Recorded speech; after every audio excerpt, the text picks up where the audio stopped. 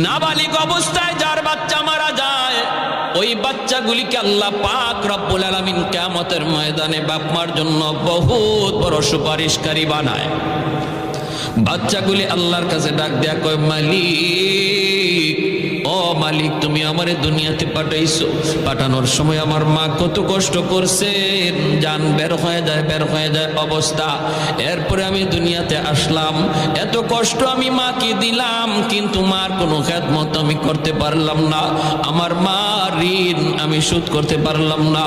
আল্লাহ, আজ যদি তুমি আমাকে জান্নাতে দিতে চাও, আমার মা বাবা সারা জান্নাতে যাইবো না, হয় আমারে বাপ মার সাথে জাহান্নামে দিয়ে দাও, হয় আমাকে আমার বাপ মার সাথে জাহান্নামে দিয়ে দাও।